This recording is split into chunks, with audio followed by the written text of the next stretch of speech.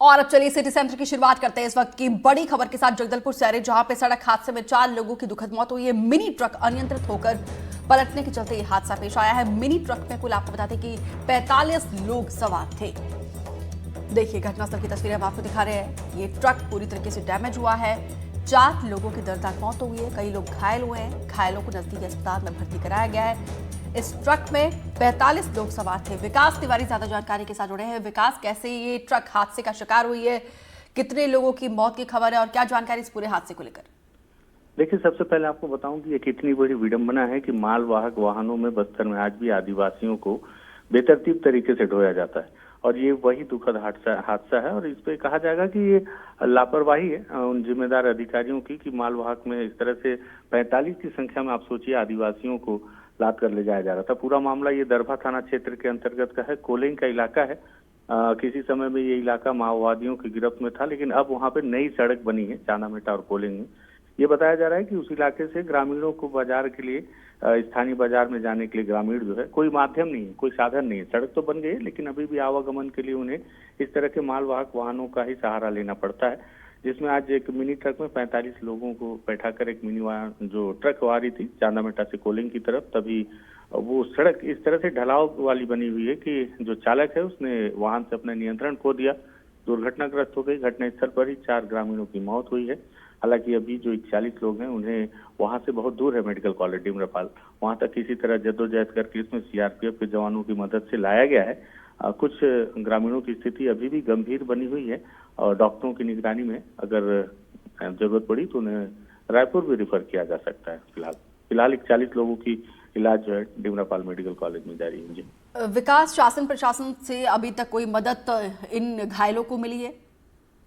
देखिए, सीआरपीएफ के जवानों ने मुस्तैदी से वहां पर अपनी जिम्मेदारी बखूबी निभाई है और सबसे खास बात यह है कि उनके पहल के बाद से ही सारी जानकारियां बाहर निकल कर आई हैं और फिर शासन प्रशासन के द्वारा त्वरित तौर पर इस बड़ी घटना में अपनी भूमिका निभाई गई और सभी ग्रामीणों को जो है सरकारी वाहन से और अलग अलग माध्यम से मेडिकल कॉलेज तक लाया गया है। जी बहुत बहुत शुक्रिया विकास, विस्तार से जानकारी देने के लिए।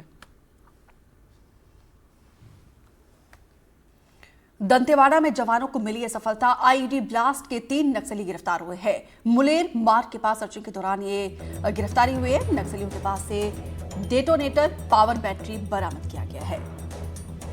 एक के बाद एक बड़ी कामयाबी हमारे सुरक्षा बलों को, हमारे जवानों को मिल रही है। नक्सलियों के खिलाफ ऑपरेशन सफल हो रहा है। आईईडी ब्लास्ट में शामिल हो चुके हैं तीनों। नक्सलियों के पास से डेटोनेटर और पावर बैटरी बरामद की गई है। 3 नक्सलियों की गिरफ्तारी। तीनों से पूछताछ होगी। पूछताछ में देखना होगा कि क्या और अहम खुलासे होते हैं। दंतेवाड़ा में जवानों को एक बार फिर से सफलता हासिल हुई है। 3 संदिग्ध माओवादी को पकड़ा गया, जिनसे पूछताछ करने पर अपना नाम क्रमशः पांडु मुचाकी, ककाड़ी पंचायत सीएम सदस्य, कवासी देवा, उपमपल्ली पंचायत डीएकेएमएस अध्यक्ष, जोगा कवासी, उपमपल्ली पंचायत डीएकेएमएस उपाध्यक्ष के पद पर प्रतिबंधित माओवादी संगठन में कार्य करना बताया। उक्त तीनों माओवादियों के कब्जे से 1 नग पावर बैटरी, बम फटाका, 3 नग इलेक्ट्रिक वायर डेटोनेटर एवं 1 नग लोहे का सब्बल बरामद किया गया। उक्त घटना पर से थाना अरणपुर में अपराध क्रमांक 16/2024 विस्फोटक पदार्थ अधिनियम, छत्तीसगढ़ विशेष जन सुरक्षा अधिनियम एवं विधि विरुद्ध क्रियाकलाप अधिनियम के तहत अपराध पंजीबद्ध कर विवेचना में लिया गया। पंकज भदौरिया ज्यादा जानकारी के साथ जुड़े हैं। पंकज, जब से नक्सलियों के खात्मे का डेडलाइन डे तय किया गया है, उसके बाद से ऐसा कोई दिन नहीं है कि या तो नक्सली सरेंडर करते हैं या फिर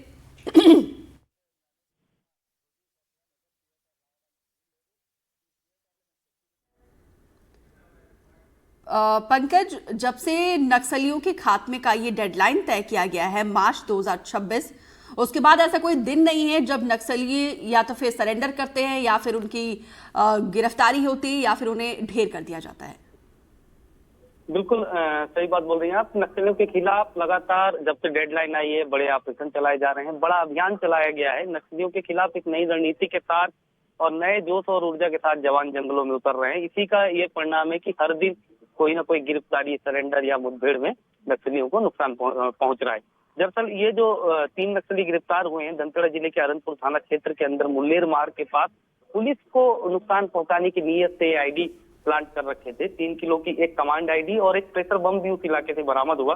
वहां पर डीआरजी, सीएफ, बस्तर फाइटर्स और अनूपपुर थाना के जवानों की एक संयुक्त टीम उस इलाके में सर्चिंग में निकाली गई थी, जहां से ये तीनों नक्सलियों को गिरफ्तार किया गया। इनसे लगातार पूछताछ हो रही है। इसमें 1 लाख का एक इनामी नक्सली भी है जिसे डीकेएमएस अध्यक्ष कोवासी देवा बोला जा रहा है, दूसरा पांडु मुचाकी है और तीसरा जोगा कवासी। इनसे लगातार पुलिस पूछताछ कर रही है। मैं ये भी बता दूं कि इसी इलाके से एनआईए ने भी एक बांद्रे ताती नाम के व्यक्ति को गिरफ्तार किया था, जो एक ब्लास्ट के मामले में शामिल था। तो मतलब लगातार चाहे सेंट्रल की टीम हो, चाहे जिले का पुलिस बल हो या राज्य स्तर पर टीम हो, सीआरपीएफ हो, लगातार कोऑर्डिनेशन बना करके नक्सलियों को बड़ा नुकसान पहुंचा रहे हैं। जी बहुत बहुत शुक्रिया पंकज सिंह भदौरिया जानकारी देने के लिए।